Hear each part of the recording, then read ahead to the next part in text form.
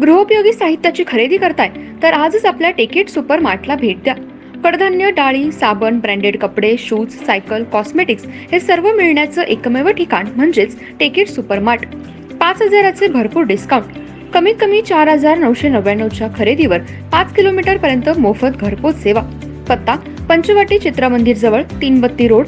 संपर्क 92 97 97 50 00.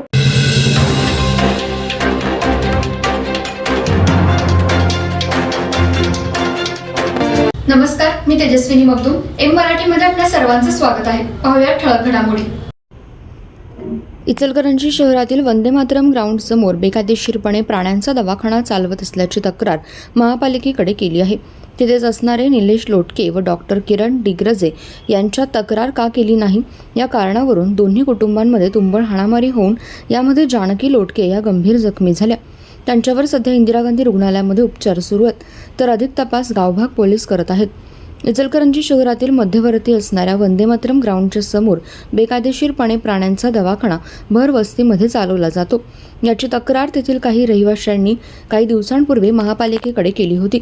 हा दवाखाना बंद ठेवण्याचे आदेश आरोग्य विभागाने दिले होते, पण तरी सुद्धा या ठिकाणी डॉक्टर किरण डिग्रजे यांनी जनावरे तपासण्याची व त्यांच्यावर उपचार करण्याचं पुन्हा सुरू केलं होतं.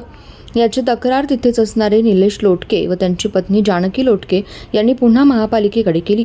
तक्रार करून सुद्धा या ठिकाणी प्राण्यांचा दवाखाना बिनदिक्कतपणे सुरू होतो. त्या ठिकाणी होणारे उपचार व प्राण्यांना येणारे दुर्गंधी यामुळे तेथील राहणाऱ्या नागरिकांना त्रास होत आहे. त्यामुळे तेथील मुले आजारी पडू लागलेत. याची तक्रार महापालिका आरोग्य विभागाकडे केली होती.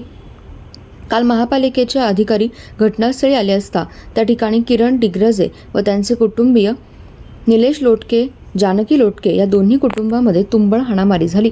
हा सगळा प्रकार महापालिकेच्या अधिकाऱ्यांसमोर चालू होता. हा डिग्रजी यांचा दवाखाना बेकायदेशीर आहे असा आरोप लोटके यांनी केला. भर वस्तीमध्ये कसा काय दवाखाना सुरू केला जातो, याची परवानगी कोणी दिली असा सवालही महापालिकेचे आरोग्य अधिकारी यांना करण्यात आला. मी सर्व प्रकारची परवानगी घेतली आहे असे उत्तर डॉक्टर किरण डिग्रजे यांनी दिलं.